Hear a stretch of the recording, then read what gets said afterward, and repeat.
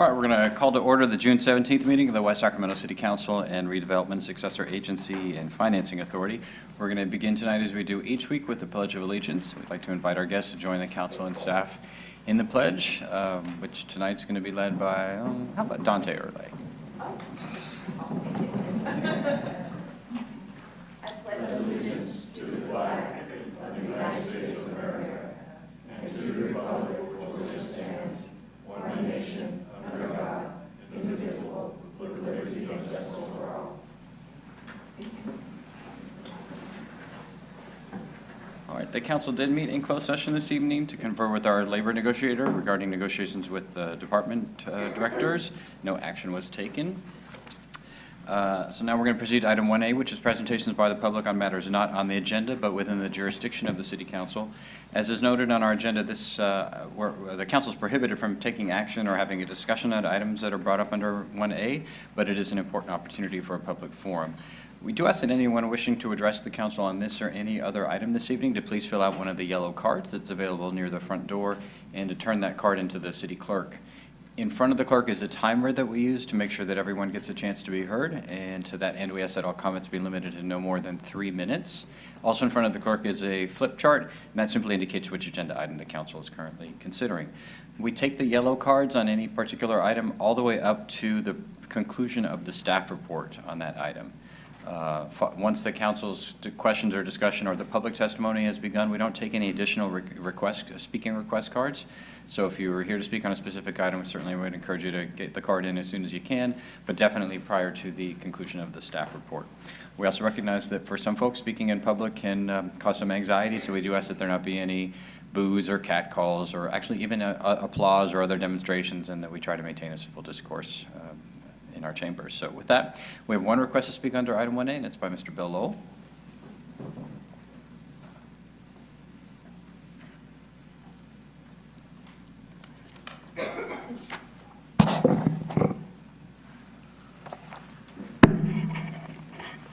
Thank you, Mr. Mayor. William Lowell of West Sacramento for the record. Pardon me. Yes, we've had trouble with the not being able to purchase locally a shopping cart that'll hold up with any punishment or carrying any heavy groceries or anything like that. And I've had to refer people to the downtown Sacramento area because of the carts we've been getting at Walmart and Home Depot. They break, the wheels bend and break. And so I wrote letters to the headquarters of both places, and they seem to understand where I was coming from, and I think they're going to be providing us with a stronger cart. And then I told them, while we're at it, let's see if we can't ask the manufacturers to provide the public with what I call a suitcase-shaped shopping cart that would fit behind the forward or between the forward-facing seats on the buses, so that, as I've seen so many times, I get passed up by a bus like number 35 because there's already a couple of people on the bus that are in a wheelchair or scooter or have a shopping cart. So we need to improve the flexibility of the seating on those buses, like the newer buses at Regional Transit. And I noticed that on light rail, they've got signs that says carts too large to fit in seating area are prohibited. So I think they're going to agree with me on that point also. And at the last board meeting, Yellow Bus, they were talking about discontinuing the number 35 bus because it was only a 37% ridership. But again, sometimes I get passed up, even though they got plenty of seats. They don't have the seats in the front there. So again, we need more flexible seating on our buses. And finally, as an alternative to discontinuing the 35, we might modify the 35 back to where it just covers that part of West Sacramento, this side of the Barge Canal and south of West Capitol Avenue, and then go for the mini buses to serve the Southport area. And I think that might be considered. And that way, the 35 that we would retain could probably then just go downtown instead of us having to transfer to another bus. But combine more flexible seating with suitcase-shaped shopping carts, and I think you're going to get an increase in ridership percentage. Thank you. All right, thank you, Mr. Lowell. All right, that's our only request under item 1A, so we're going to, did you have comments, Mr. Ledesma? No, I'm bringing it up. Okay, so we'll proceed to item 1B, which is council communications. Are there any reports or other communications this evening? Ms. Andine? Thank you, Mayor Calden. On June 8th, the city school 2x2 met. We discussed, you may want to share some background, the United States Conference of Mayors Community Wins Grant. We also discussed the great success with the Kaboom build in Bright Park. And we took a look and had a discussion about future partnerships. We reviewed the joint use agreement between the schools and the city and talked just about parks and facilities and joint uses in the future. We had a discussion which was about high school apprenticeships, which actually also related to the WINS grant. And it was a productive meeting. Thanks. Thank you. You want to add something? I can't add anything that hasn't been announced yet. Oh, there you go. All right. Mayor Pro Tem Ledesma. Thank you. I did want to comment on one item, which, excuse me, Yolo County Transportation District meeting, which was held last Monday, June 8th. And Mr. Lowell did bring up one item that was discussed. I want to make sure we clarify. There was a discussion and passage of the 2015-16 budget, which included, as I think as the council knows, an increase of 13.5%, which to West Sacramento as part of our costs, or about $200,000, just over $200,000, to our city to help continue funding the transportation district. A lot of the costs had to do with increasing paratransit costs of other items and insurance, other things that are in their budget. And part of the conversation and part of the motion that was made was initiated by our city, who was questioning the budget during the budget process about providing alternatives to the city as part of a budget, in terms of if there are certain levels of service we can reduce to that would enable us to reduce the amount of funding that we are allocating back to them. So it really was in the spirit of trying to understand their budgeting process, trying to find if there are negotiable points to the dollars we have to pay through our local transportation funds to them. So that's where the idea, the looking at Route 35 came up as just as an example of where we might be able to look at the level of service that's being provided and putting that vis-a-vis or compare it to what the actual costs are. So no action was taken, no consideration of Bus 35 is currently out in front of the Transportation District. But the district board did support West Sacramento in what we were trying to do with our initiative on budgeting. That is, we wanted to make sure we start basically the 2016-17 budget process immediately, so that we can begin looking at ways to save money, looking at ways to either correlate the levels of service or providing pilot programs or additional service that are costing too much. So there was some debate a little bit about the scope of such an exercise, and I think the majority of the board basically agreed with us that we need to be providing options. We need to be looking at this and addressing the letters. And I want to thank staff for being diligent on this point to the district to make sure we're doing all we can to maximize the dollars that are going to that transportation district and get in the right return for our residents to make sure we have good service. And I think that was one of the conversations I actually had with Mr. Lowell afterward. It was about the level of service that we do see that can be sporadic. And Davis has been also been worried about the level of service coming in from for the commuters coming into downtown Sacramento. So again, it was a very good conversation, and I want to thank staff for their diligence on that budgeting item. But it did pass with that condition that the district continue looking at our request to look at the budgeting item. So thank you. That's all I have to report. All right. It's great. That was definitely a priority, council priority during the budget process. That's very encouraging. I know, you mentioned at one point about the money we're sending to the district, and I know Mr. Ambi has been working pretty hard on this too. It's, at least from my own perspective, we have a severe need to improve and extend transit services in the city. So I know he's hoping that we will spend less money on it so that we could get more money for road rehab. Road rehab and all the other items. But I mean, the commitment that we made was that the undergirds all of our specific plans and the projects that we've been approving and the parking strategies and all of that, was that we would be dramatically increasing transit services. And so I think that's to me, that's been more the rest, not that money hasn't been coming back, but that we have not been able to, we've been spending more and more money on the same level of service as opposed to expanding the scope and level of service in the community. So thanks so much for leading that countywide. Mr. Johannesson. Thank you, Mr. Mayor. The Yolo Solano Air Quality Management District met on June 9th. We adopted a budget that was generally 1% an increase from last year, so it's basically a steady-as-you-go budget. We discussed possible changes to the asbestos abatement fees, removal fees that haven't been adjusted for a while. And finally, we allocated the clean air funds that come in through the California, it's a $4 vehicle surcharge fee that the state collects. It's allocated to the air quality management districts. Now, none of the projects went to Sacramento, none went to Winters, none went to Woodland. Solano is treated a little bit differently as part of this district, but Davis and Yolo County received the funds. It was only $60,000, but still, I think the others in those districts that didn't receive funds kind of questions why the funds didn't go to them, and the answer is that they never applied.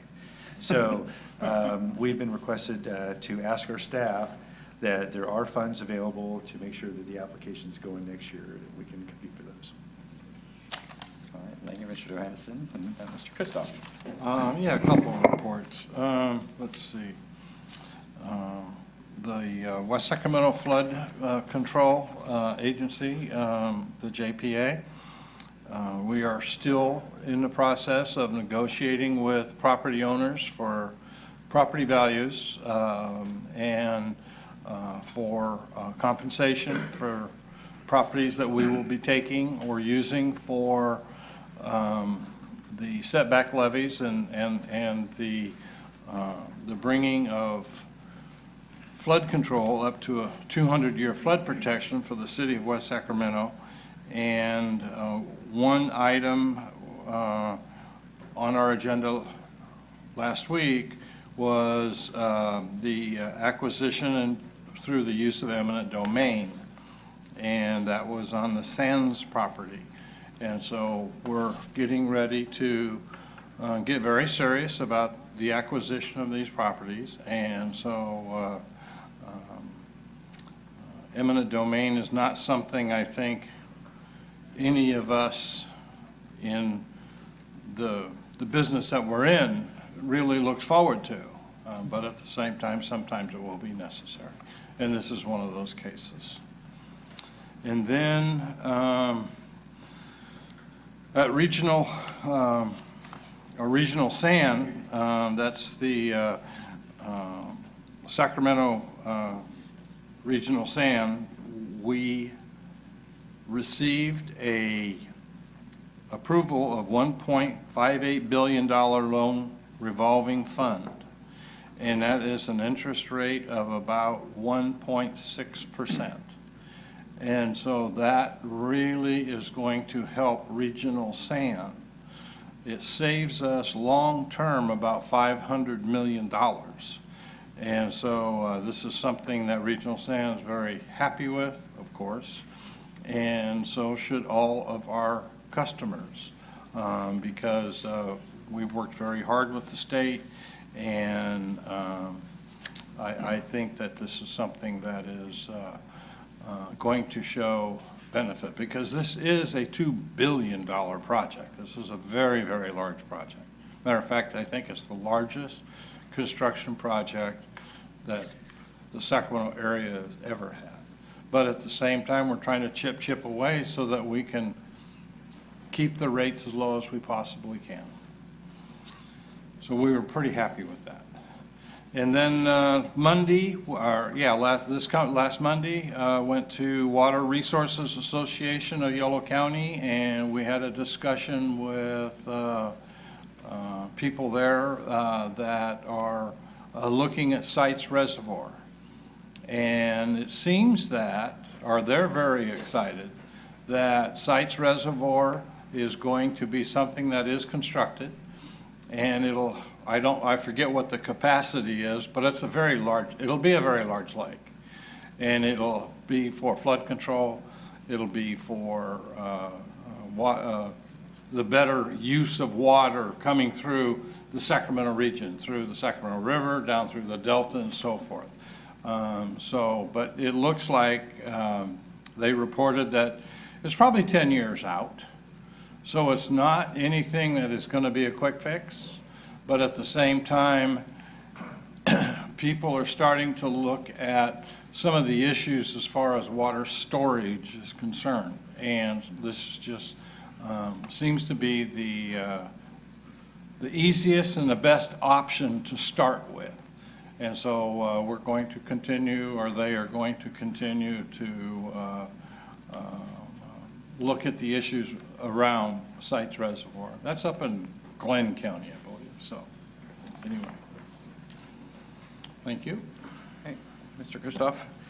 Let's see, the SACOG board is meeting tomorrow. I think the big battle is going to be about SB 16, which is the state legislation that's pending around a variety of funding sources, excise fees and taxes for road maintenance and rehabilitation. We had a inconclusive debate at the last SACOG board meeting. Some of our friends in the mountains and the foothill counties just couldn't get themselves to support a tax measure, even on the core issues of road maintenance that I know they're just as concerned about as we are. So it got sent back to committee. It's going to be back before the board tomorrow, and I think the votes are there tomorrow, but we'll see. I've been taking a support position on it on our behalf. It would be about $5 to $6 million for West Sacramento for road rehabilitation and maintenance over a 5-year period. So it's not it's not a trivial amount of money in terms of eating away at the need that has been that we know all too well. Also, you should know that Aaron Laurel from the Economic Development Division of the City Manager's Office has also been asked to present on infrastructure financing districts. He's been doing a road show all around the world as the leading international expert on infrastructure financing districts and enhanced infrastructure financing districts. And so tomorrow he's stopping at SACOG, and I'm only there to make sure he doesn't give away too many of our secrets. A week and a half ago, we hosted a delegation from Iksan, Korea, here at City Hall. The mayor of Iksan came in a loose connection to the visit that the city manager and Diane Richards from Economic Development did with the Asian Chamber of Commerce a month ago. So he brought a delegation here and has asked me to come to Korea to visit his city. Iksan's been designated by the federal government or the national government of Korea as the food hub, essentially the food hub regional hub for Korea, and they and we have an interest in potentially forming a partnership. Since apparently we're the leading food hub, as we said we were going to be, we are emerging as one of the major international food hubs as well, at least in concept. As part of that, I've been asked to be part of a delegation of 4 U.S. mayors going to the International Food Exposition in Italy in a month, paid for by the U.S. Conference of Mayors, to represent the United States among a set of global food hubs as well.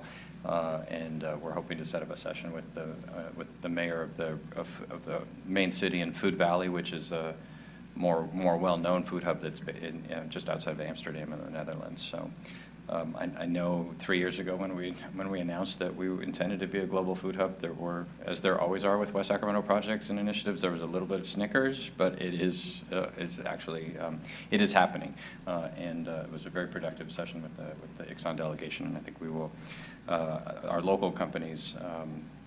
Both the current ones that we have and the prospects that we have that are internationally based, we'll see a lot of benefits from really establishing our position in that regard. So very positive. All right, and I will be at the U.S. Conference of Mayors annual meeting for the next 4 days.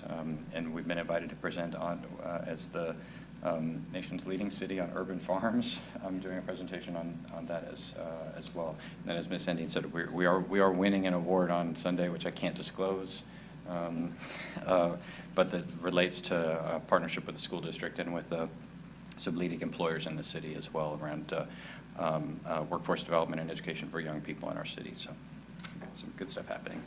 All right, if there's no other communications, item 1C is appointments to boards and commissions. We have just one, and that's for the Universal Preschool for West Sacramento Executive Board, and I would like to appoint Leah Miller.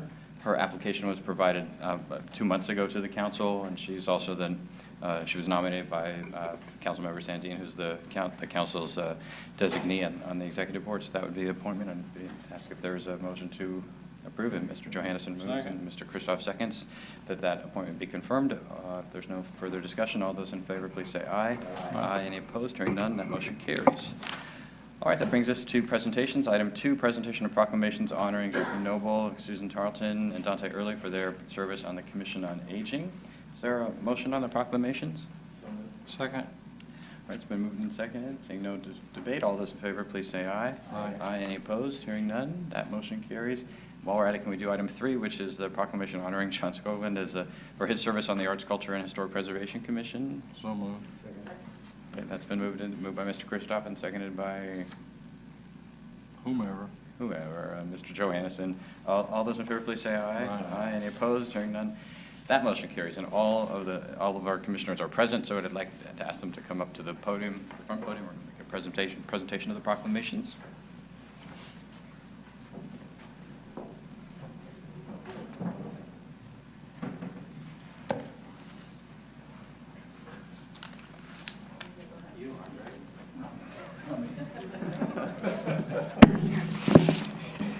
All right, come over here.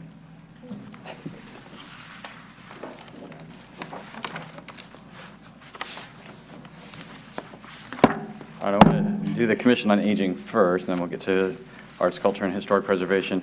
So we're here tonight to honor 3 members of the Commission on Aging who are retiring from the commission, which itself has been transitioned as part of our new initiative. And so all the proclamations are similar, so we're only going to read one. But you can imagine what it sounds like for everyone. So whereas, I think I'll read yours, Susan. Okay, but if you're hearing Jacqueline and Dante also. Okay, whereas Susan was appointed to the commission in 2013, and whereas she provided valuable input on the 2013 and 2014 senior resource fairs and summer place living at Westgate Assisted Living Facility, and helped set the Commission on Aging priorities. And whereas she played an instrumental role in the creation of the current senior transportation program and in the distribution of information for the senior services to residents of the city. And whereas she strongly believes in the City of West Sacramento's support for the senior citizens of West Sacramento, and whereas while she was a member of the Commission on Aging, the Parks and Community Services Department offered the West Sacramento community more recreation leisure programs than at any other time in the history of the city. And whereas her involvement on the Commission on Aging demonstrates her belief that involvement is the key to success. Now, therefore, be it proclaimed that the City Council of the City of West Sacramento hereby recognizes Susan Tarleton and Jacqueline Noble and Dante Early for their hard work and dedication while serving on the Commission on Aging, and does honor them with this proclamation.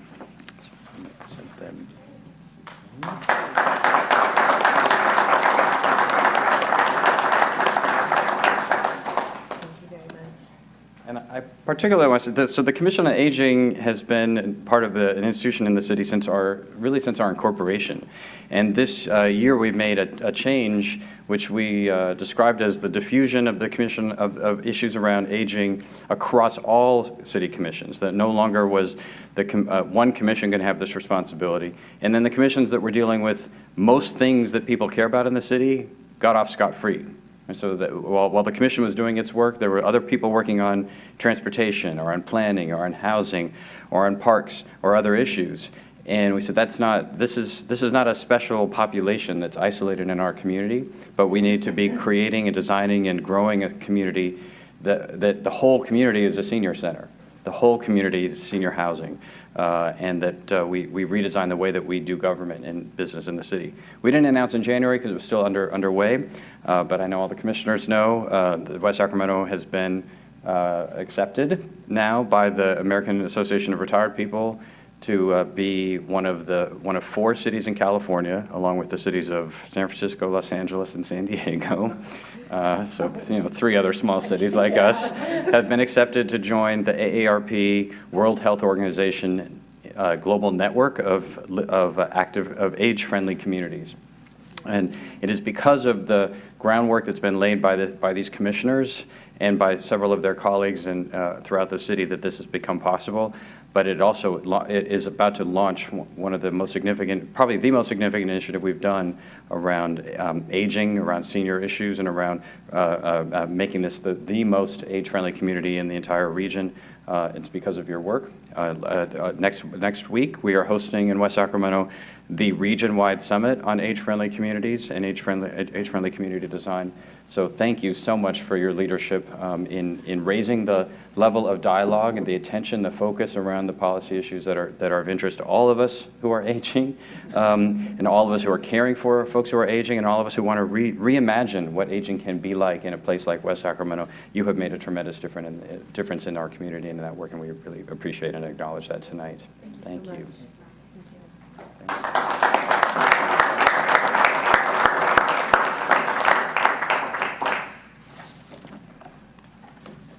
Oh, sorry, John, I should have done yours first. Yours is not as interesting. We don't have some big initiative happening. All right, this is a proclamation of the West Sacramento City Council honoring John Skoglund for his work on the Arts, Culture, and Historic Preservation Commission. So whereas John was appointed to the commission in 2013, and whereas he provided valuable input on the Washington Neighborhood Historic Resources Survey, the Parks Visioning component of the Washington District Sustainable Communities Challenge Planning Grant, and the Joey Lopes Park Art component, and whereas John strongly believes in the City of West Sacramento's support for the cultivation and preservation of the fine and performing arts and our cultural and historic legacy in West Sacramento. And whereas while John was a member of the Arts, Culture, and Historic Preservation Commission, the Parks Department offered, I think the Parks Department wrote these. The Parks Department offered more recreation and leisure programs than at any other time in the history of the city. And whereas John's involvement on the commission demonstrates his belief and his commitment to involvement as the key to success. Now, therefore, be it proclaimed that the City Council of the City of West Sacramento recognizes John Skoglund for his hard work and dedication while serving on the Arts, Culture, and Historic Preservation Commission, and does honor him with this proclamation. John.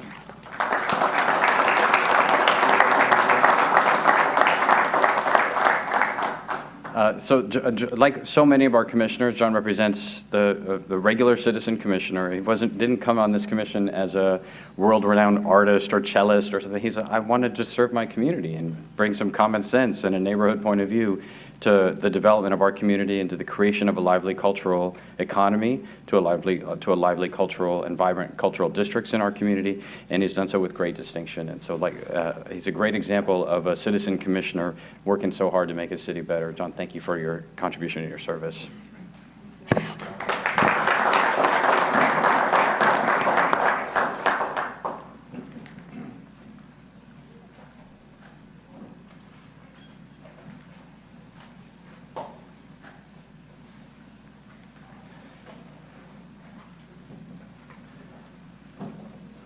All right, with those proclamations complete, we now move to the consent agenda, which is items 4 through 16.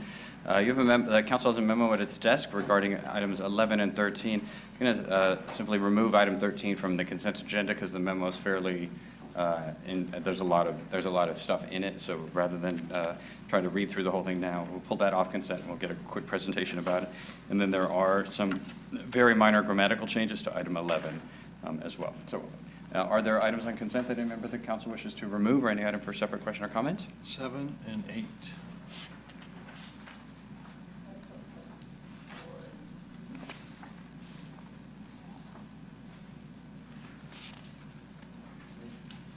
All right, then item 4 is consideration of Treasurer's quarterly financial report on the city's investment portfolio for the period ending March 31st, 2015. Ms. Sandine. Thank you. I just have a very quick question. I know this is a fairly standard report that we receive, and I know investments kind of, they are what they are.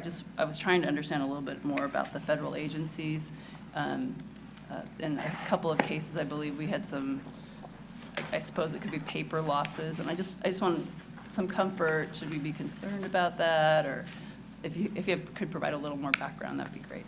I'd be glad to. Thank you. Yeah, and what we do with our quarterly reports is we're required to value, provide a market value of the investment.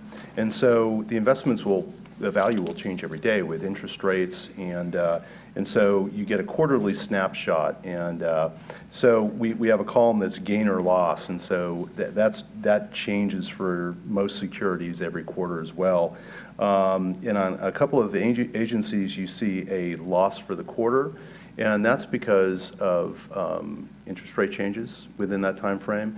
And yes, it's a paper loss. Our policy is to buy and hold securities until maturity, so there's no loss of the equity that went into the investment. We still get our interest, and we just emphasize that, you know, we really try to not invest funds that cannot be illiquid. And so the answer is no, we shouldn't be worried about it. Great. Thank you so much. All right, thank you. Item 7 is consideration of Resolution 15-45, approving the final map subdivision improvement agreement, development reimbursement agreement, and several offsite easement dedications for subdivision number 5051, Newport Estates Unit 10. Mr. Kristoff. Hi, Wendy. Hello. The question I have is, as I read through this, I saw that there's going to be tree removals and also tree pruning and all the other kinds of things. How many trees are going to be removed? 3. Okay, Yes, only 3. okay, I know which ones. Thank you. You're welcome. All right, thank you. Item 8 is consideration of Resolution 15-47, providing impact fee credits. We're going to take public comment first on this one. Consideration of 15-47, providing impact fee credits for up to 10 Southport homes, which will be relocated or rebuilt as a result of the Southport Early Implementation Project levy improvements. And we do have one request for public comment on that, so that's by Mr. Buck Rogers. Good evening, Mayor and council members. Buck Rogers, resident of West Sacramento. I was hoping that Charlene would present her presentation first, and then maybe I could ask some questions. I was just wondering, it says here that the impact fees may be, get some credits for either relocating or rebuilding, and I just wanted some clarification on the rebuilding part. So maybe I'll just wait for her presentation and then talk to her later. Okay. Was that the only question you had? That is, yes. Thank Okay, you. Great. We'll get that answer. All right. So, Mr. Collier, Good evening. do you have the answer to that question? Shall I answer that question Yeah, why first? don't we do that first, and then Mr. Kristoff. Okay, I think probably the difference between the relocating and rebuilding is if, you know, it is possible to move a home as opposed to demolish and reconstruct, so this would cover the relocation of that to another location. And then the Kristoff. second part of that question would be, if it is new construction, Right. then what? Then the impact fee credits would apply The impact under fee either credit? scenario. Okay, all right, Yeah. thank you. So, I just had a technical question. So the agenda, the staff report indicates there's no fiscal impact? Well, there's no cost. There's no increase in impacts. There's no cost to the city. This is a fee that we collect to mitigate impacts associated with new construction. Since there's no net increase in the impacts, there's no cost either. Okay, great. All right, thanks. Sure. All right, item 11 is consideration and adoption of administrative policy relating to fee waivers for special events. And this is the item that we have the grammatical changes to. No other questions on that. Item 13, we're pulling off consent. Then item 15 is consideration of the Police Community Partnership Program and Department of Justice grant application. Mr. Kristoff. I had a quick question. Oh, I'm Mr. sorry. Mayor. No, that's all I right. wrote B, and I'm used to B, it there's B. for 20 years. Two That's been Bs. him. Miss Sandine. Thank you. I think this is a wonderful opportunity for us in terms of how we would budget this. I noticed that one of the reductions would be a reduction in the Age-Friendly Cities Initiative from $100,000 to $50,000, $100,000 to $50,000. And I just wanted to make sure that budgetarily that we could actually proceed and do what we were planning to do with that, at that level. I think that might be a Mr. Wright question.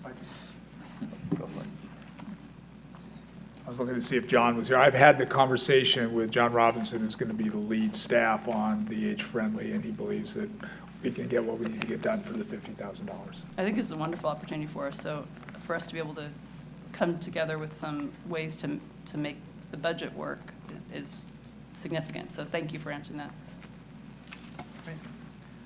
All right, those are all the questions or comments on the consent agenda. Is there a motion? All right, so the motion's on the consent agenda with a modification to item 11 and the removal of item 13. Seeing no further discussion, all those in favor, please say aye. Aye. Any opposed? Hearing none, that motion carries. So item 13 is the consideration and award of contract for the construction of Joy Lopes Park, formerly known as Sycamore Park.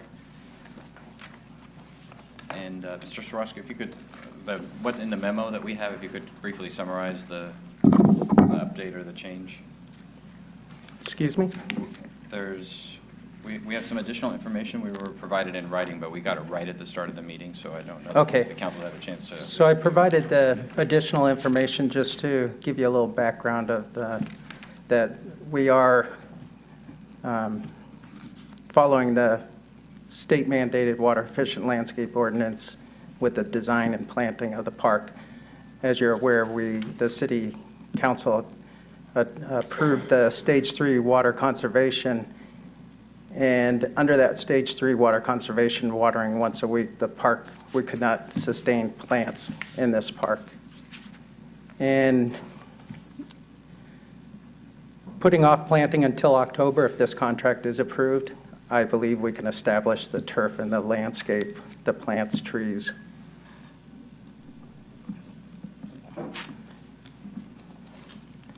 All right, Mr. Kristoff?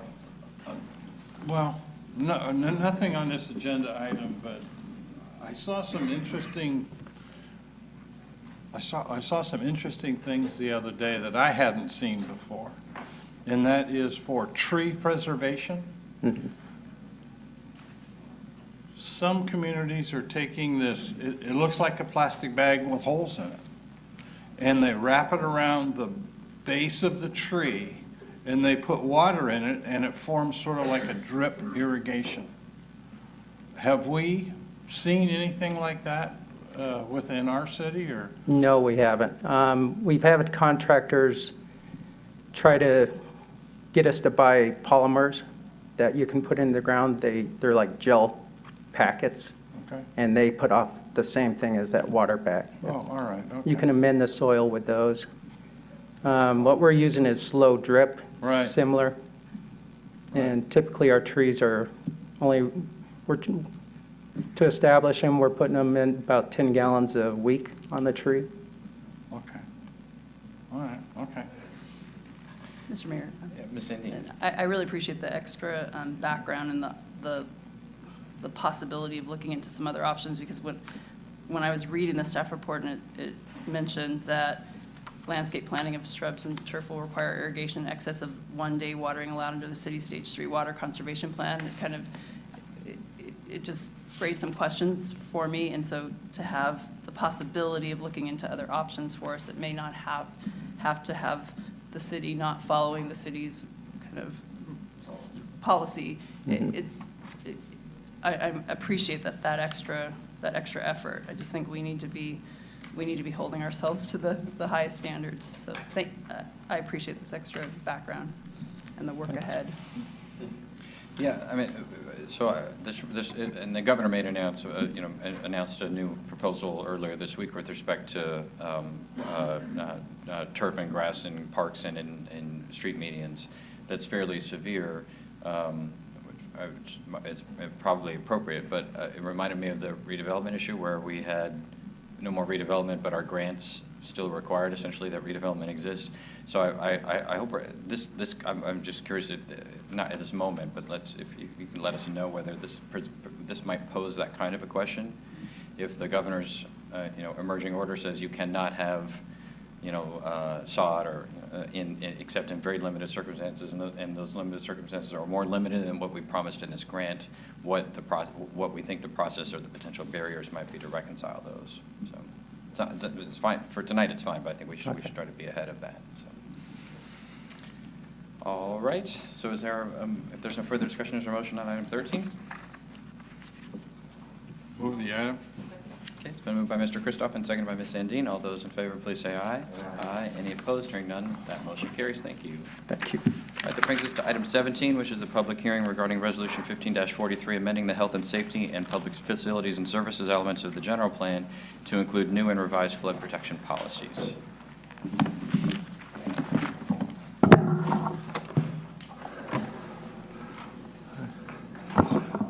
Thank you, Mr. Mayor. Tonight, we are here in a public hearing format seeking your approval of Resolution 15-43. This resolution would amend the general plan to include new policies related to flood protection to comply with SB 5 and related flood protection legislation, and would also improve the project's negative declaration.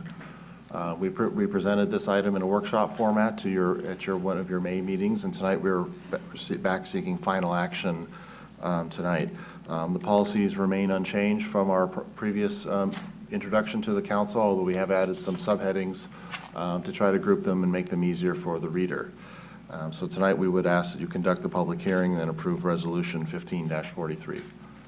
If you have any questions, I'll be happy to answer them. All right, are there any questions for staff before we open the public hearing? All right, thank you, Mr. Tilley. Then we're going to open the public hearing on item 17. We don't have any requests to speak on this, but it is a legal public hearing. Does anyone wish to address the council on this item? Seeing none, we'll close the public hearing, return to the council for any further questions or discussion, or for a motion. Okay, that's been moved by Ms. Sandine and seconded by Mayor Pro Tem Ledesma. All those in favor, please say aye. Aye. Any opposed? Hearing none, that motion carries. Item 18 is a workshop on the proposed 2015 lease revenue bond financing. Mr. Bloomberg. Mayor, members of the council, we have a PowerPoint that we're going to get up here in a moment just to help us through the presentation. But when we were presenting the concept of the 2015 lease revenue bonds to you back in February, we asked for direction to go ahead and prepare the bond documents so we can come back to you for authorization to issue those bonds. And the primary driver was to show an indication of the support to issue that debt for the streetcar project. And it's still our intent to come back to you on July 15th to request that authorization. But what we wanted to do tonight was to come back to you with some creative ideas that could generate some additional bond revenue that would increase the size of the bond issue and change the term of the bond. So that's kind of the feedback we're hoping to get from you tonight. So if we could go to the next slide. So the concept we presented in February was really one where we would have a bond term of 18 years. And so it would coincide with the end of the Measure V sales tax program when we cease to get that quarter-cent sales tax that would fund debt service. So what we looked at was only capitalizing the Measure V sales tax revenue. And we were looking at a very conservative growth rate on sales tax. At the time, we were using 1.8%. And we've since revised that. So what we're presenting to you tonight for consideration is the idea that we would be able to issue a larger amount of bonds by going out 30 years, which is a more typical municipal bond structure. And we would be generating funds potentially for non-Measure V projects. And largely, what we're proposing is going to be looking at using revenues from a higher assumed sales tax growth rate, so in the range of 3 to 4.5%. So a lot more sales tax revenue anticipated to come into the city, and that comes from Muni Services, our sales tax consultant. But we would still bond assuming the 1.8% growth rate. And the idea would be that for the sales tax revenues over that, you would prepay bond principal for those maturities after 2033. So unlike your home mortgage where you make extra payments, it shortens the life of the mortgage. We would structure this in a way that it would actually reduce or completely eliminate debt service after 2033. And the idea is we don't want to necessarily be in a position where the city's general fund is suddenly having to budget, $3 million worth of debt service. So that's kind of what's driving the presentation. And so our goal is to really redeem all the bond maturities if we can. So next slide, please. What we looked at was, again, how much additional bond revenue could we generate going out 30 years, again, assuming you're only bonding on a growth, sales tax growth rate of 1.8%. And you can get about $14.5 million in additional bond proceeds for capital projects.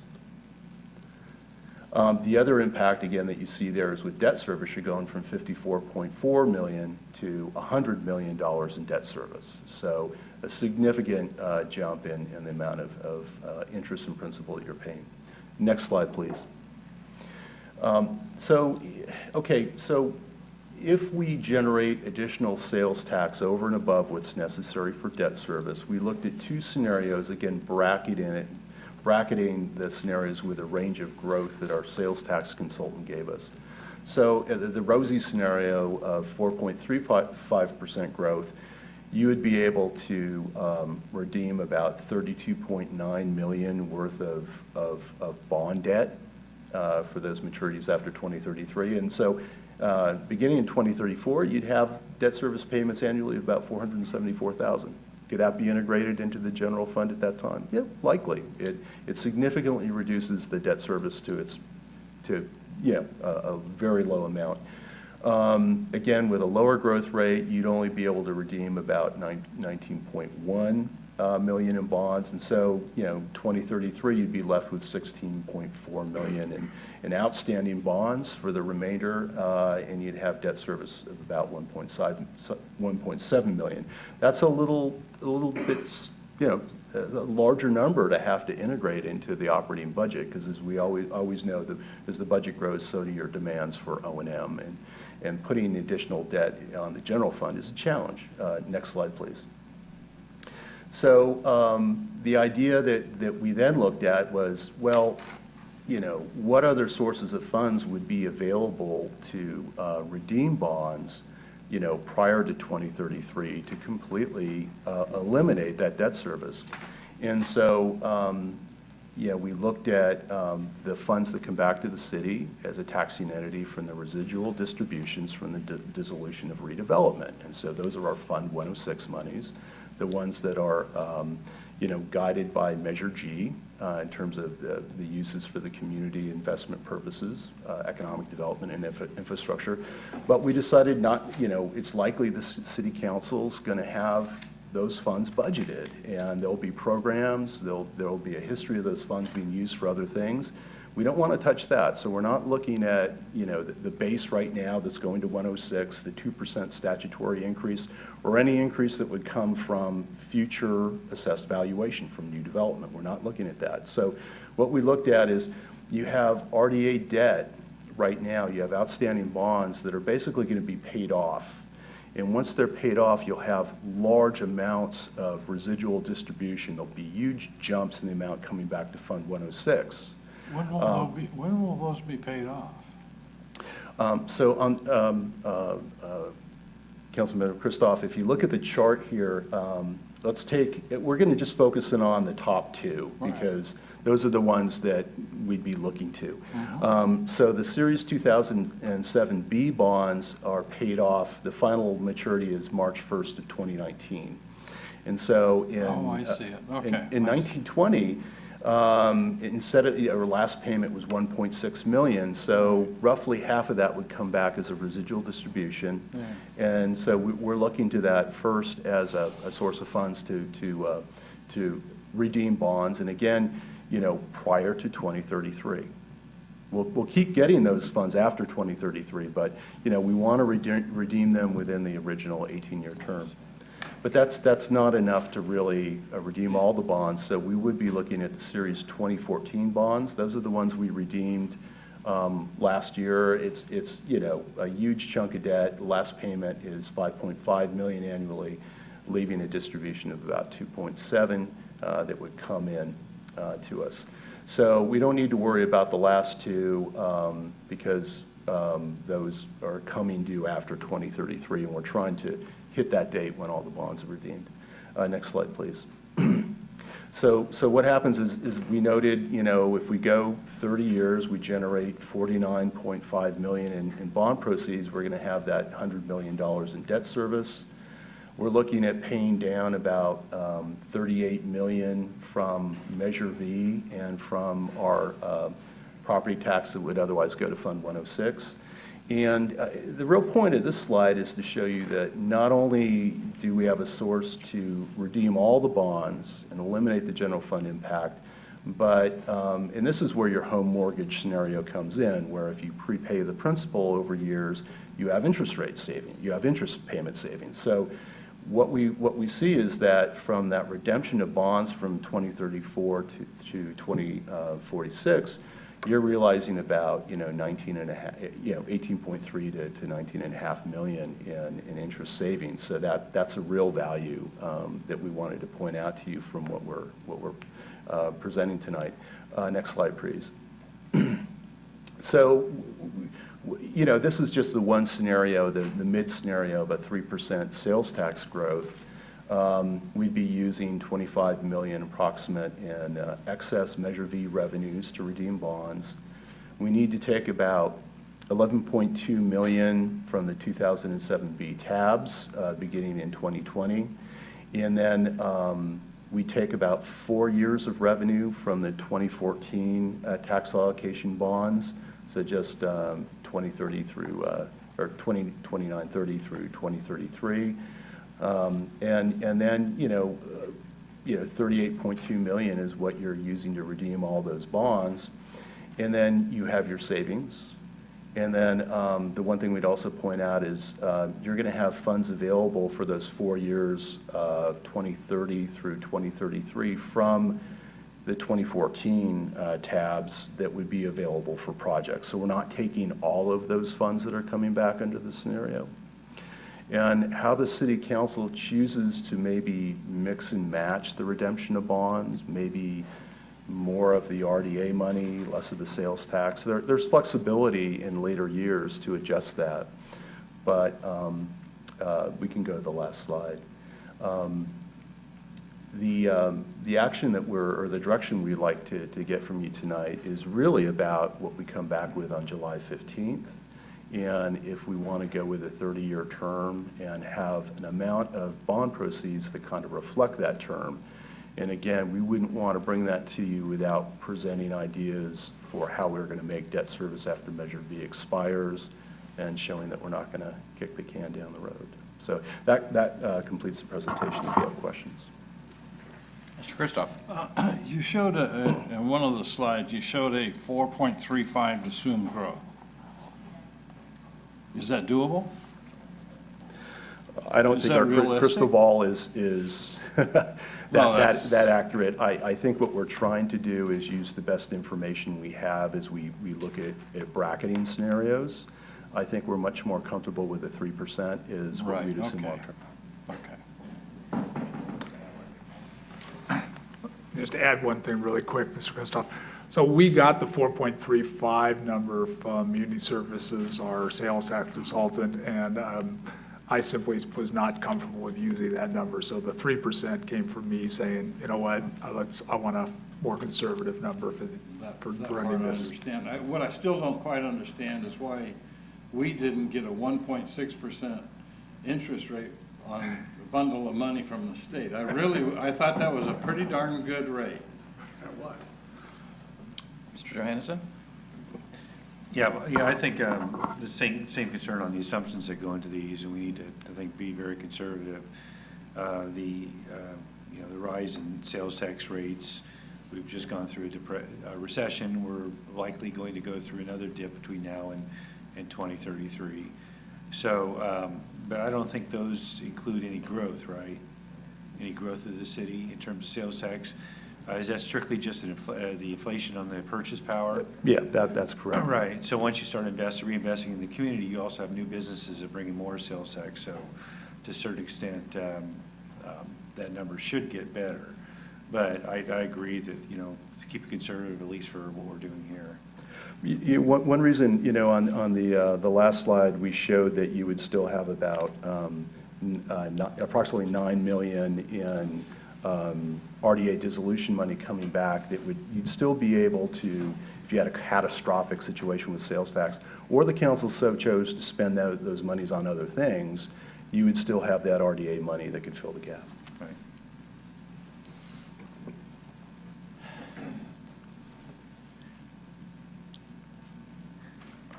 I don't like it, so I was going to wait, but there's almost nothing about it. I mean, I really appreciate the effort that's gone into it and trying to figure out, you know, creative mechanisms, but I've always been proud of us not eating our seed corn and not trying to capture the surplus that we hope we're creating for future generations today, and this feels like that in almost every dimension. I'm not sure what Measure V surplus really is. I mean, Measure V surplus, the voters voted for Measure V and just like they did for J and K for, you know, a set of purposes, which will continue and can be expanded. But it's still, I mean, there's no, we're not going to reach a point where we don't need to make those expenditures any longer, even if the revenues were to double. So I'm not sure I feel that. And the same thing about the notion of RDA money coming back. The RDA investments were, the redevelopment investments were things that we did in order to permanently grow our tax base, and that we needed to essentially go to the bank to borrow money in order to make the infrastructure improvements to unlock that development potential so that we would be more prosperous, with the idea that then once we did that and once we paid the loan back, that we would then have more money to pay for police and fire and parks and all the essential services of the city. It was never going to be redevelopment money forever. It was always coming back to the general fund, and so it's not some unanticipated windfall that comes in 2019 or 2029. It was the normal course of business. And so, you know, as we've looked at, you know, limitations on how much we can grow our police department or how much more we can, you know, pay our most talented, most productive staff. I mean, that's been, you know, the idea was once we've paid off the infrastructure investments, we'll be able to do that because our general fund will be healthier. So in both of those, both the Measure V surplus and the redevelopment, wind down in 2019 and 2010, it just doesn't feel like that's not our money to be capturing for today's capital projects. And given that, the 30 years without it feels like the move that just happened in a unnamed neighboring jurisdiction where they've created a cliff where they then go to the voters. We would have to go to the voters with Measure V in when it expires and say, well, you have to approve this because we have all these debt payments that we have to make. And we've never set our voters up for a choice like that. And so I'm very glad that this has been done and it may pass, but for me this is a step too far on the creativity side, even though I think it's a worthwhile exercise to plumb some of these issues. So the 30-year piece and then those two elements that you constructed as a smart way to try to deal with the 30-year piece, for me, they're not consistent with the set of values I have about borrowing, tying up the future councils and borrowing against the future prosperity of the city. Representative Ledesma? Yeah, thank you. And I think your last point is the one that I was going to ask for. I'm sitting here was just thinking about the scenario, how we're using these funds.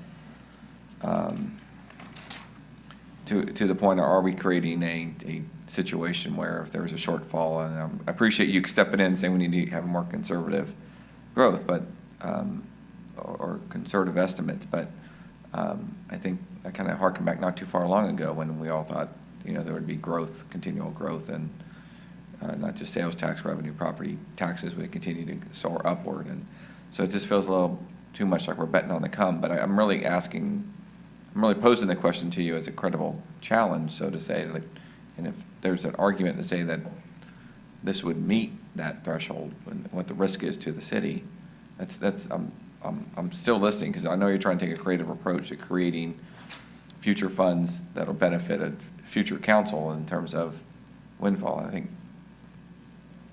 I may not be here at that time to sort of guide that the Measure G fund and the $9 million you would see into it, but you also maybe, I'm curious about the scenario where would we lay something else at their feet that we didn't intend because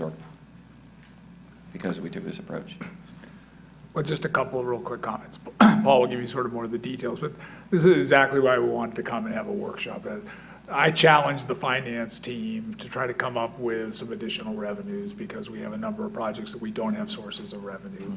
And so I think the team did a great job looking at what those were, but I knew we needed to come to council to find out if the council was okay with it.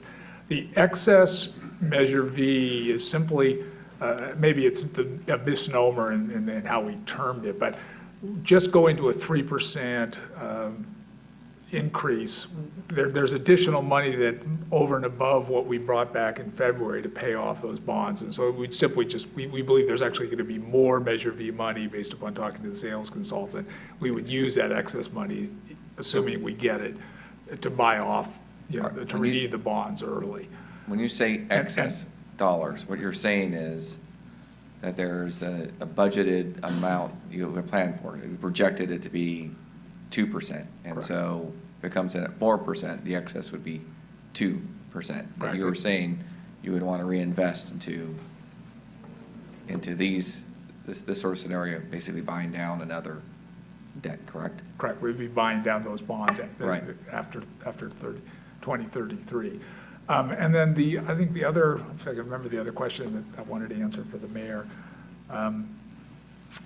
The idea of going to the voters in 2033 to ask for an extension was absolutely not acceptable. Staff understood, council's made that very clear. So that was part of the direction is, can we come up with a plan to generate some more money, but pay everything off so we do not have a situation where we have to go back? And so that's what we tried to create, is something where we're comfortable with the assumptions that we could pay them off and not have to go back to the voters, because the council's made that very clear. But you're right, it is using a certain amount of money that would be coming back otherwise to the general fund from the elimination of the redevelopment. If the council directs us not to do that, then we will come back with what we presented in February using the Measure V, and we'll move on and look for other sources of revenue.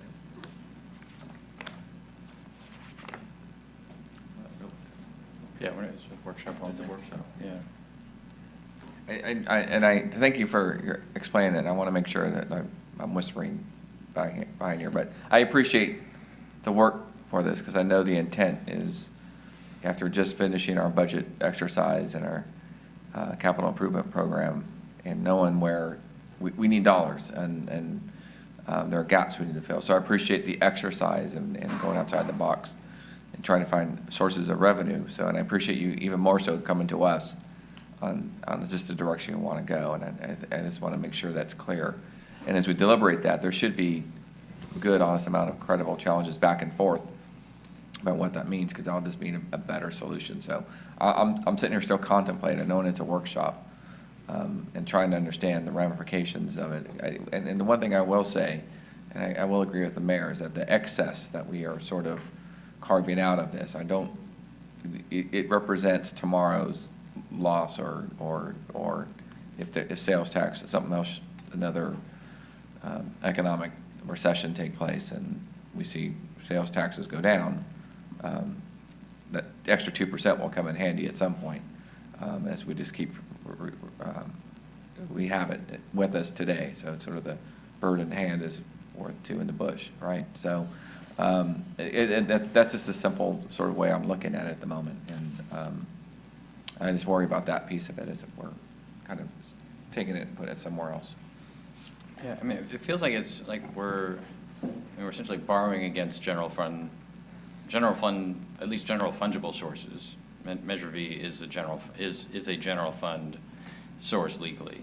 The money that would be that would be in the general fund but for RDA, and will be back in the general fund when the RDA stuff is expiring in 2019 and 2029, is general fund dollars. We cannot bond general fund dollars as a city without a vote of the people, for exactly these reasons. It might make perfectly good sense, but it's not a choice that the Constitution has given, or the state law has given to city councils to make a decision for 30 years plus years of the general fund in a vote like this. And so part of what makes me feel uncomfortable about this is it feels like we're getting around what is essentially a GO. We're creating what is essentially a GO bond in different clothing, and I'm sure it's perfectly legal, but that doesn't mean it's the right thing. I mean, that legal framework in the Constitution exists for a reason, which is to prevent individual councils from trying to capture the future of the city in a general purpose, and that can only be done with the assent of the voters. So I don't know. I mean, I'm very uncomfortable with it. I guess. I mean, it is a workshop, and I'm certainly hoping to learn more. But I'm pretty anxious about it. Ms. Marie, I think for me, I'm trying to figure out what $14 million, what that would tackle, and how much more we might need in terms of a longer-term solution for all of our big projects. And so I think there's some creativity here and trying to have us kind of net not have a problem post 2033, but I just don't know what else we have that are these significant projects, and what's that total, and is there a possibly different kind of solution? It is hard to look at, the first analysis, look at a 36 million and the debt service is 54, and then look at 50 million and the debt service is 100 million. It's just so significant. And again, I know that it continues on and on to try to back out and have a rosier scenario. But for me, I'm just not sure if adding $14 million will. I don't have the whole context about what that will actually build for us, what that will do for us. And so is there more? And if there's more, what are the other kind of questions and answers we need to be looking at?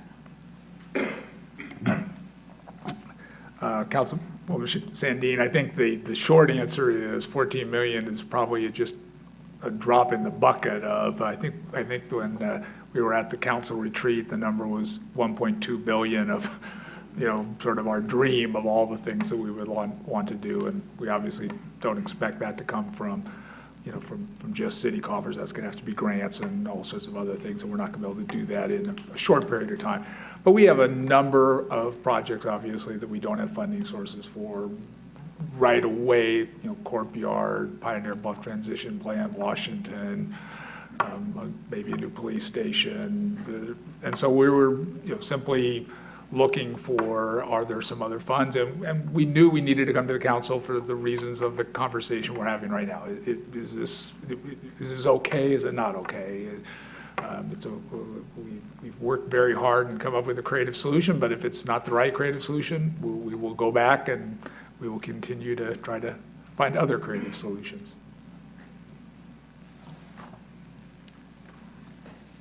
At least with the RDA Measure G theory, it was we're making specific investments, and but for these investments, the revenue growth would not occur. Right? That's the whole. That's the basis by which the large-scale borrowing, the redevelopment, and now the Community Investment Fund they're all about that. So if we didn't do that, but I mean, partly to this point is, at least every year I've been on the council, we've had well over a $14 million deficit in what we hope to do in capital projects. That will always be the case. And so, but we're essentially consuming $40 million worth of future councils, Measure V, and RDA money, knowing that they will have at least $14 million of additional needs that they have to fill, and it just doesn't.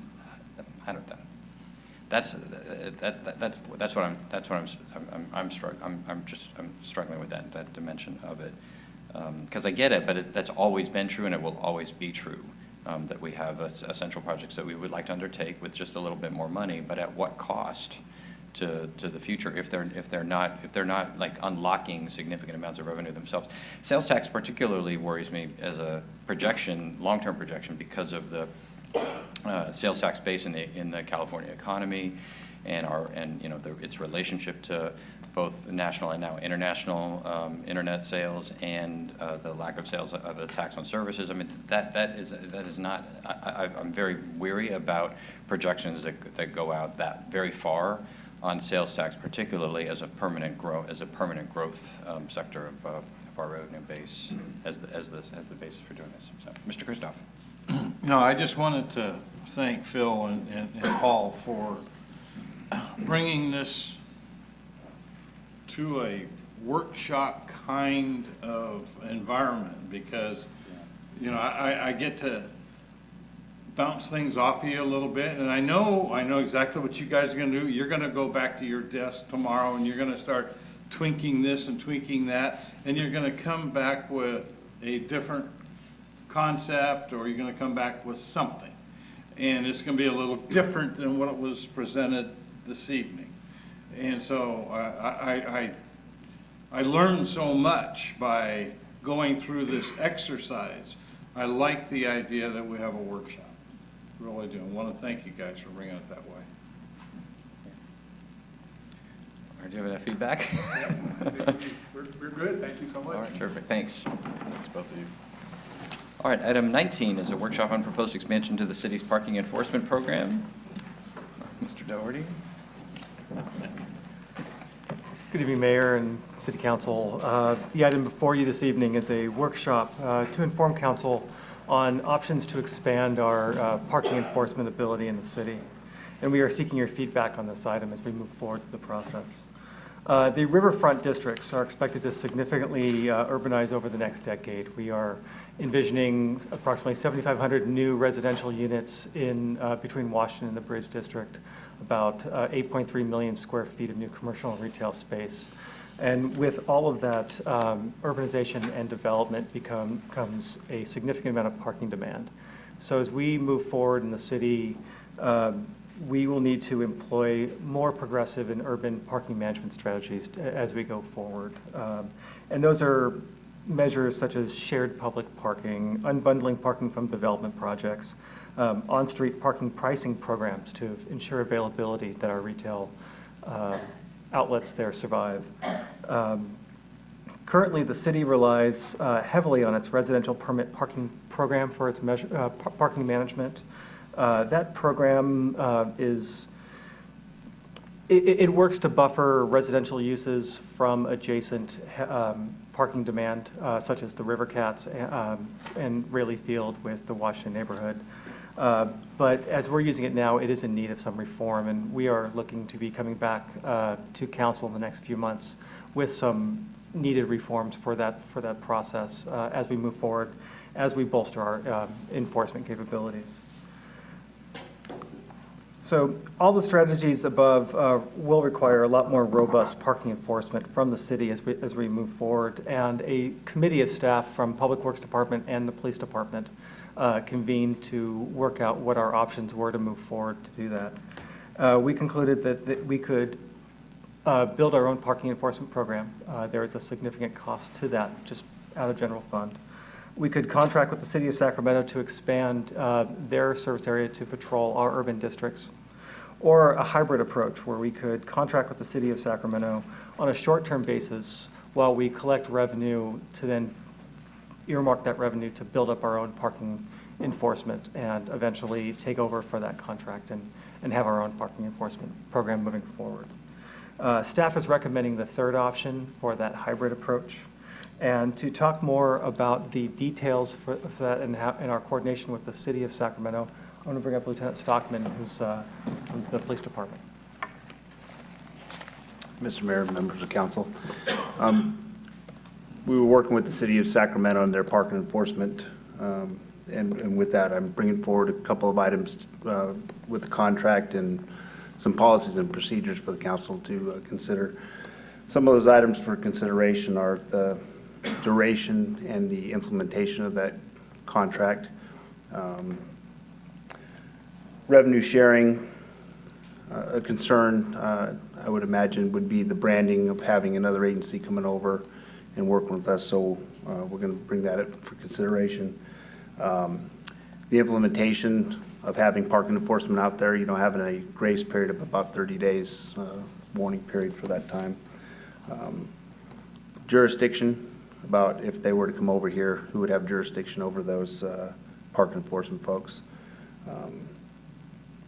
What specific area they're going to be doing the parking enforcement, and the fact that our current parking enforcement staff would be enforcing the laws within the parking enforcement throughout the rest of the city.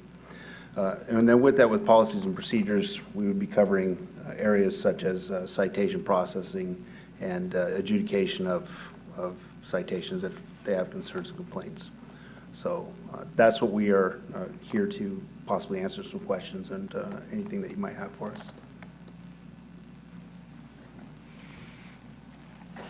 Mr. Kristoff. Yeah, well, I guess I'll start out. First of all,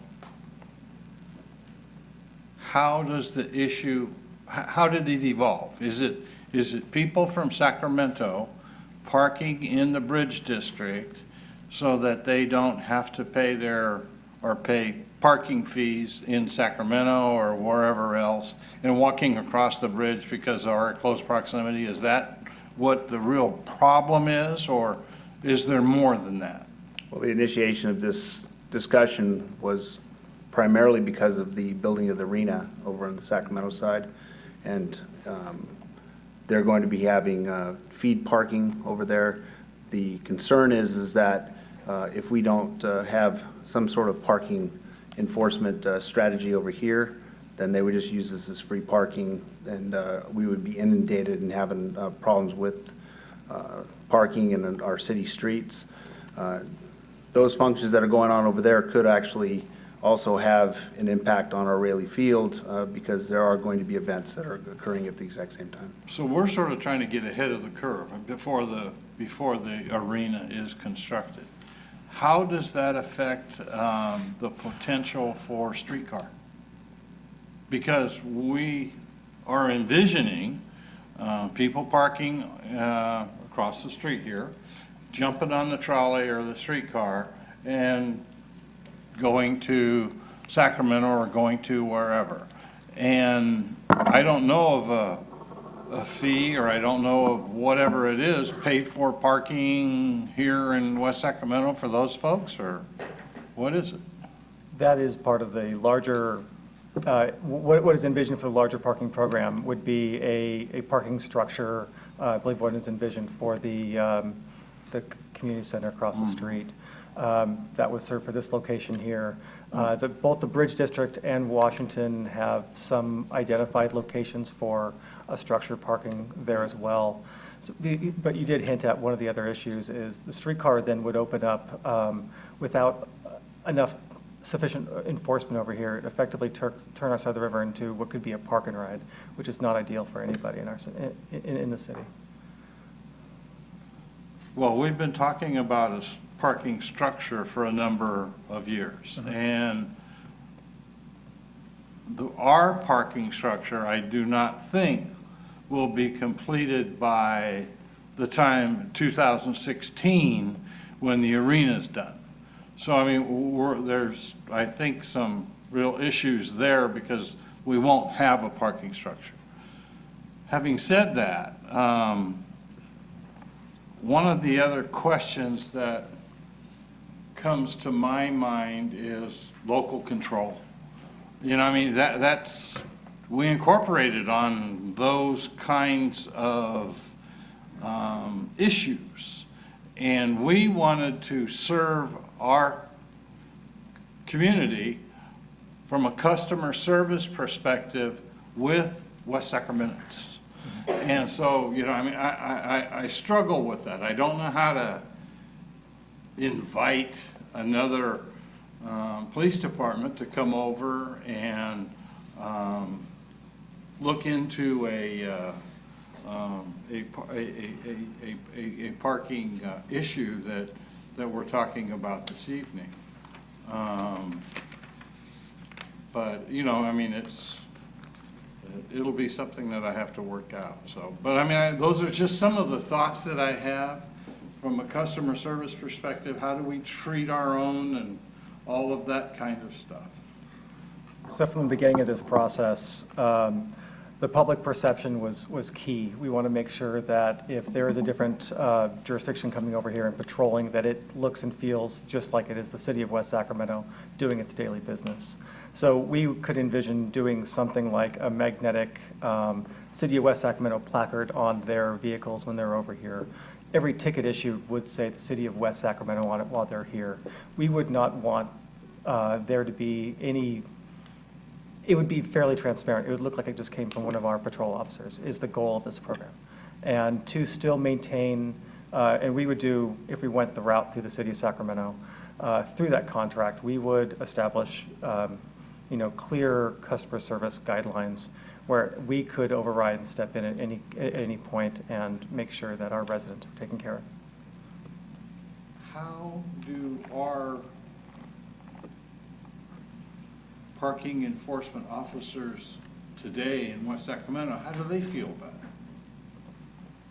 it? Currently, with the impact that it's going to have over there, we don't have sufficient staffing to handle that. And so with this program, if we were to do this, one of the concerns that you had was oversight and customer service. What we discussed with the city of Sacramento is that the appeal process and having the ability to step in at any time and have the rights to overturn, or when they have appeals, they can appeal it directly to us. That has to be written into the contract. We made that very clear to them that that's what we expect if we were to do this. Secondarily, with this program, the long-term goal is that we do have our own. That is what we are hoping for. And through the revenues, the split, that's part of the things that we're going to be discussing in the contract and bringing forward in the future when we do develop this contract, is the revenue that is developed with that is earmarked so that we can eventually have our own parking staff and fully fund it on our own. Okay. Ms. Sandine? Thank you, Mr. Mayor.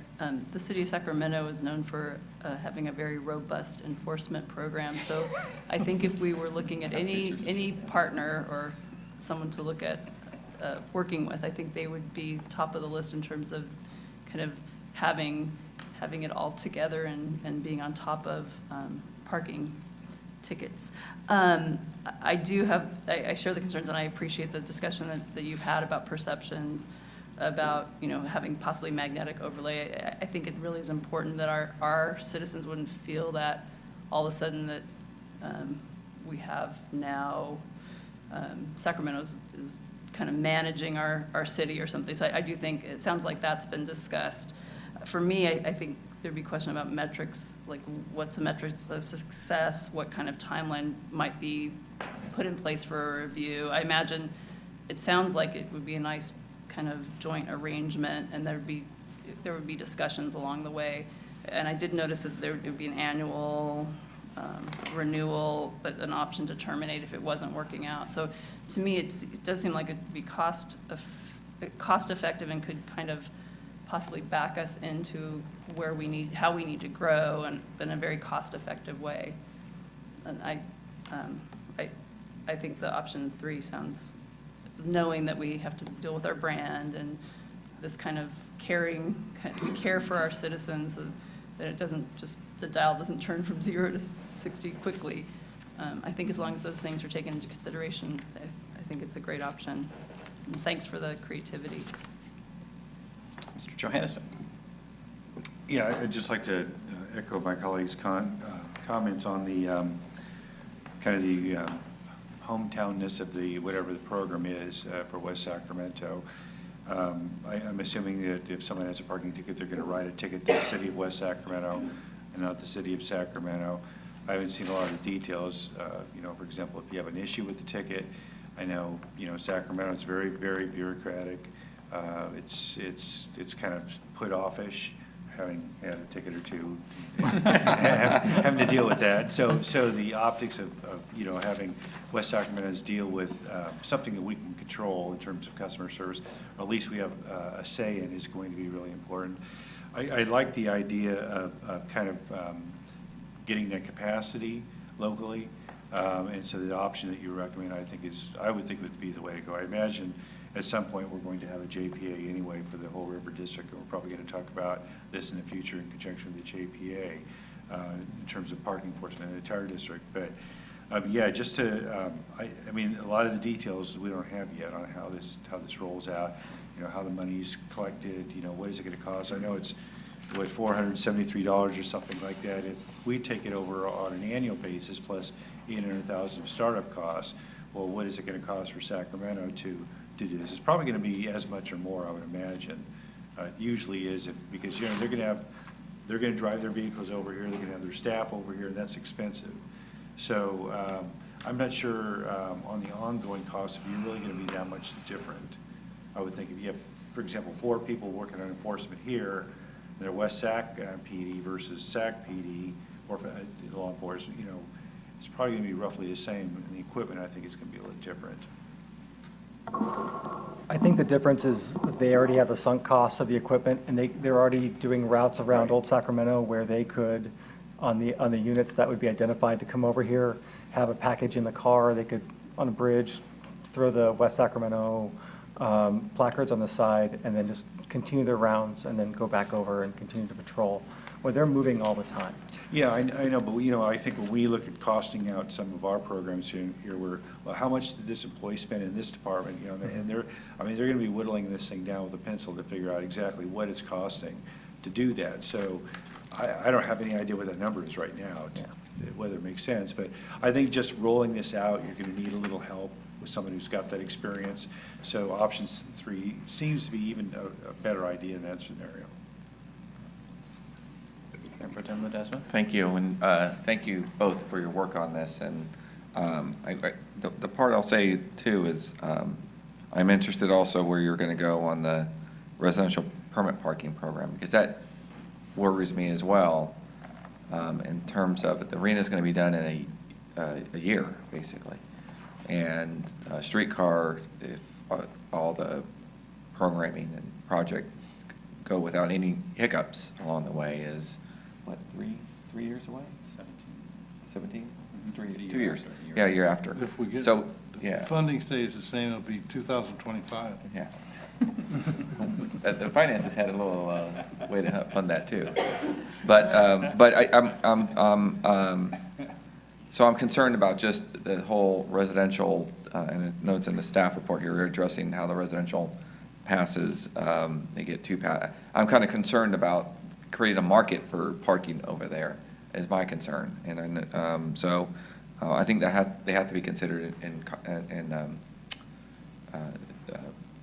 parallel. So they both have to meet up so that we're creating the right environment where people can have street parking, but it's also enforceable. I'm supportive of looking at this just because of the fact that we have to find a way to manage parking until we have critical mass to sort of manage it ourselves. And I think Mr. Johannesson is right. I know we're probably heading towards some sort of JPA or management district where some of the enforcement of these things along the riverfront, because they could probably say the same thing about what we created on our side with Rayleigh Field. And as the Bridge District grows out, it'll be more dense than probably what maybe they have. So again, there's going to be scenarios where we're both going to benefit from having that sort of joint, at least some principles around how we're going to manage it. So I'm supportive of where this is going with all the comments that I truly respect about how it looks, feels on our side of the river, and the rules are the rules we've set for our residents. So I appreciate you looking at this, because it has crossed my mind specifically in sitting through what is already occurring because of construction, where folks getting into downtown Sacramento is getting harder and harder, and I already worry about people using the lots on our side as just sort of the park and ride into the city, so into the downtown Sacramento side. So I appreciate you doing this work on this in advance. Yeah, I just add, all the arena issues that the Cross River issues that have been described by my colleagues, I 100% agree with. I also think that just our own native development patterns require relatively swift and massive action right now, right? That we have insisted, well, we've agreed with projects that have asked not to build that much parking. And because our plan is that folks should not, we don't expect that folks in a condo or whatever are going to have 3 cars. So we have to match that with our parking policies and with our transit policies, so which is why that issue that came up earlier this evening around YOLO bus.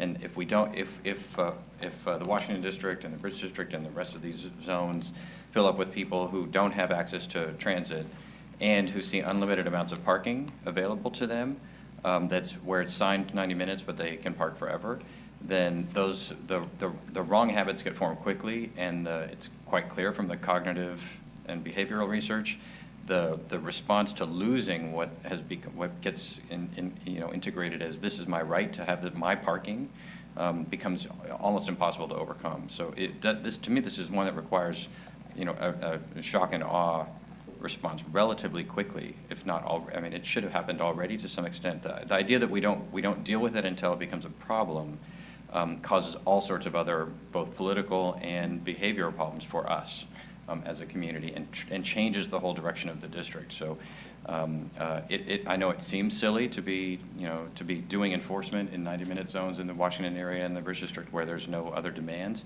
but if we don't do that, then if somebody does take the plunge and open up a restaurant or something in that district and there's no available parking because the new residents there and Rayleigh Field have claimed it as their parking that they own, then none of these the retail and the entertainment stuff that we're trying to create in those districts are going to work.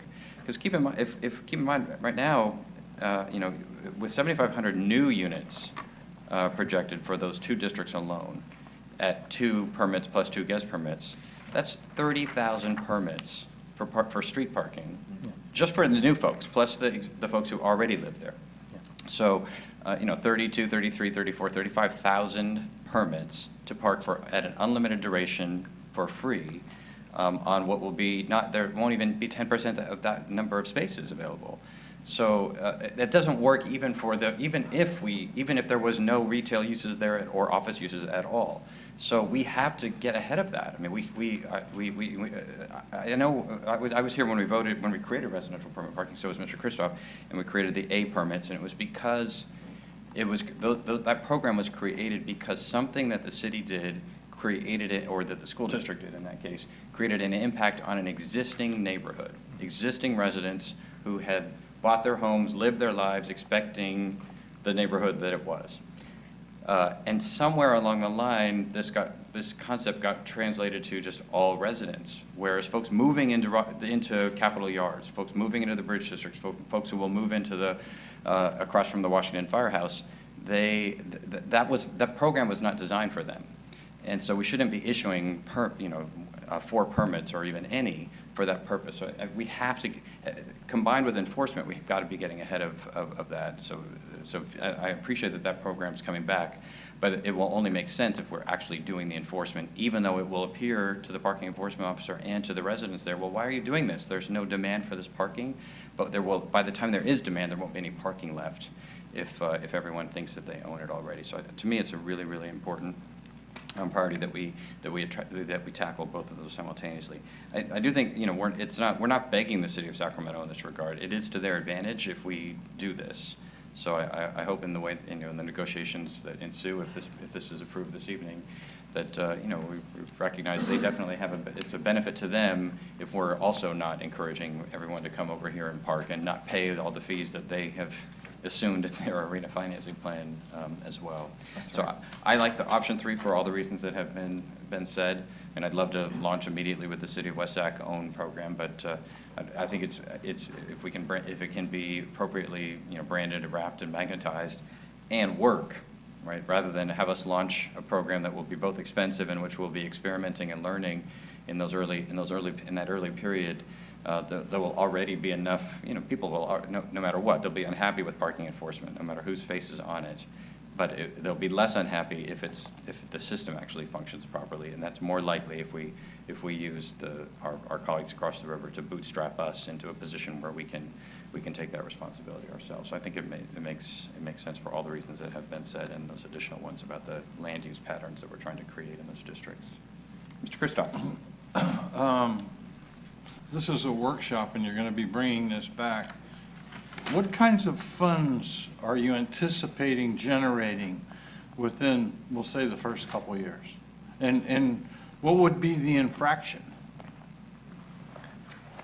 It can be hard to project that because we don't know the amount of tickets that would be written, and if it's an infraction for parking in the 90-minute zone when you don't have a B placard until we change that.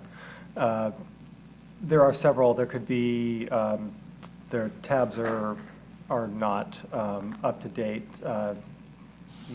There are a myriad of parking tickets that could be issued. But without that historic, it's really data, it's hard to project out what that revenue is going to be. That's why we feel a revenue split and to come back in a year and to reevaluate the program would put us in a better place to really start making those projections and where we see ourselves taking over on the program. Well, for me, I like to do it ourselves. Mm-hmm. That would be something that I could be supportive of. I think that there is an element of local control, and I think there is an element wrapped around that as far as customer service. West Sacramento's providing West Sacramento's customer service issues, and parking is one of those. And so I would prefer to have, we'll say, option one. I know our guys can, they can do it. We got a great police force, and I know darn well they can do it. And they can get it up and running. And so, that's what I personally would like to do. Mr. Johansson? Yeah, just a quick question. So I'm not sure the authority of the park enforcement in Sacramento, but we want to make sure that they're not citing people for registration tags and things of that nature, that's strictly parking violations, because I think you've got a jurisdictional issue. So, if they see, for example, someone has bad tags, I'm not sure park enforcement over there can write a ticket for that as well. They can. Okay, so what county is going to deal with that? All the tickets that, when we write this contract, all the tickets that will be written over here, if it ends up going to court, would be through Yolo County. So it is in Yolo County Traffic Court then? It would be in Yolo County, correct? All right, all right. I mean, one hurdle to just the startup. I mean, I do worry that if it goes wrong, if we have a system where you get a ticket and the system doesn't work, we haven't set up because we're building as we're flying. But the other issue is just from the staff report. If we have to come up with $840,000 in year one to launch this, and then $500,000, almost $500,000 onward. I don't know where we come up with that. Hopefully by year 2 or 3 or 4, it's paying for itself and generating. That's why I wanted to know how much money this thing is going to generate. Yeah. Because if it's going to generate money quickly, we can do this. But if it's not, then you really have to look at some options as far as, if we're getting $2 a ticket or $1 a ticket or whatever it may be, if that's what it's negotiated out, then, we'll never generate enough money in order to do it ourselves. So that's why I want to get a better handle on how much money we're going to generate. It's really hard to predict. When college went in, we had a lot of parking violations. I think our folks picked it up quickly, our folks meaning our citizens, and now we don't have that many. So it's hard to predict with the building of the arena and when we start building our riverfront, what we're going to generate from that. So got people from coming from all over to go to that arena, and so it'll be clearly marked, and it's hard to predict what the revenue is going to be. That's tough because the illegal parking in Washington, the Bridge District's a pretty easy behavior to change, right? I mean, it's not, I think it's been a while, but I'm probably the most famous parking violator in the city of Sacramento. But there are lots of uses to which you would park and go to and park for an extended period of time. But if there are a number of folks who are parking here because they're walking across the bridge or whatever, it only takes one ticket for that to no longer make sense any longer. So you just stop doing it, as opposed to you stop visiting you stop going to downtown Sacramento at all because you got a parking ticket. So I think that this phenomenon it's real, and it's hard to predict whether even the first year's revenues are a good predictor going forward. Which is why I worry about the option one, which I understand the issues of we want our own officers in uniform and whatever, but for the cost, even if, let's just say on the first 5 games or events, we just see it flooded on our side, and the enforcement, assuming we use our own and we have to come up with that money up front. It isn't, once it happens, it's not going to happen. The amount of ticket violars are going to shrink because they learned a lesson after their 5th ticket or whatever it was. And all of a sudden, we're stuck with costs. And it's not very, the model is not a scalable one. It doesn't allow us to curtail enforcement patrols or increase them as necessary. That's the part I worry about, is that there might be a big initial swell of parking with the advancement arena, and we don't have to sink all that cost into it as it goes down because we've enforced it. So again, that's what I worry about with any model that involves our dollars. And if we had it, certainly we can look at building it up as the bridge district grows out and everything else. We just don't have it. One of the interesting things that the city of Sacramento has agreed to do is they're going to increase and decrease with our direction as the demand, they're going to test the demands in different times of the day, different events, and increase their staffing as such. When we brought in the college and started building up around West Capitol, we had 4 park enforcement through attrition, and we had to reduce that number because the demand wasn't there. This is going to give us a good opportunity to see how many we really do need and how many we really do need to hire when we do go live here within West Sacramento and have our own program. So it's a really good opportunity to make sure we hire the adequate staffing so that we can take care of this ourselves. Do you have enough feedback? Okay. When will we see the other residential permitting? What was the time frame on that? So we're envisioning the parking enforcement will bring a contract back to you to bless before we start, ideally on September 1st. We will have the residential parking permit reforms done in advance of that, so they will going at parallel, so they'll be starting at square one with kind of a fresh slate. Thank you. Thank you. Okay. All right, that brings us to council calendar. Settle.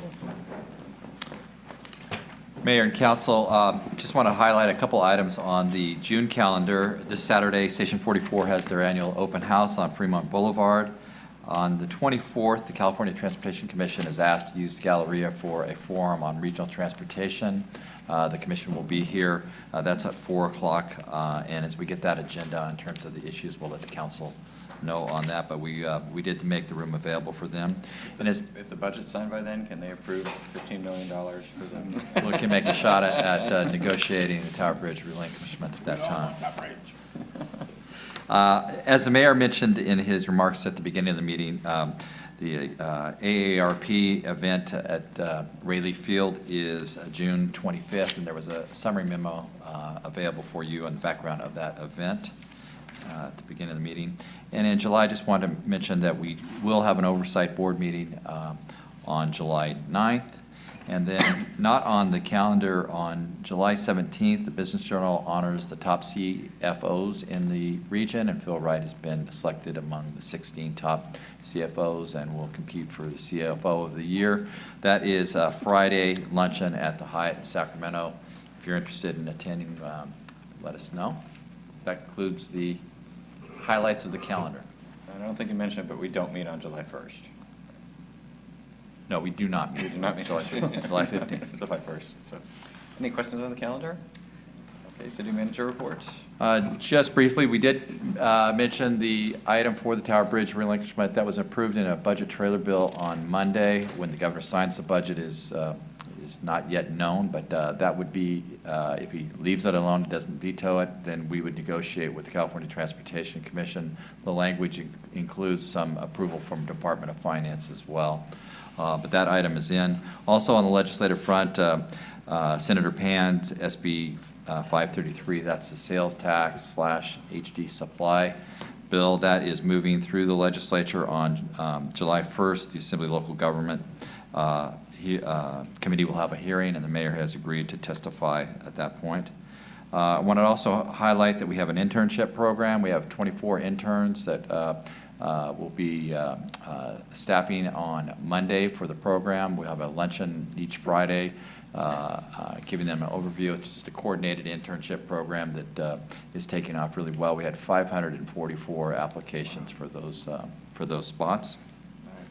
The TDB Festival is September 18th through the 20th, and our staff is continuing to work with the organizers of that on the issues of hours for the sound and also security. And on the July meeting, we'll have an update on TBD for you. But I want you to know that we are way ahead of schedule from where we were last year on that, including the demand that they pay their fees in advance before the permit is approved.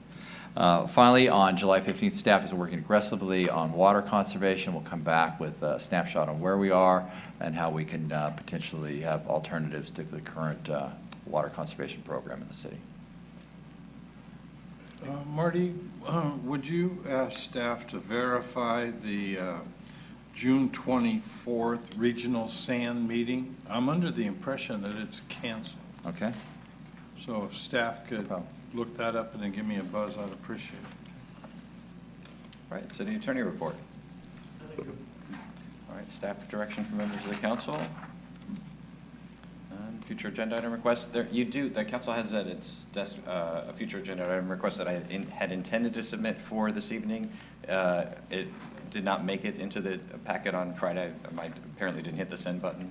So I'm only providing it to you tonight. I'll be raising it for the future under this future agenda item request item at our next meeting. So because it's fairly extensive, so I don't want to rush through it. But it relates to the city charter concepts. That would be. The request would come at the July meeting. All right, if there's nothing else, is there a motion to adjourn? Second. Moved by Ms. Endine and seconded by Mr. Christoph. All those in favor, please say aye. Aye. Any opposed, hearing none, motion carries.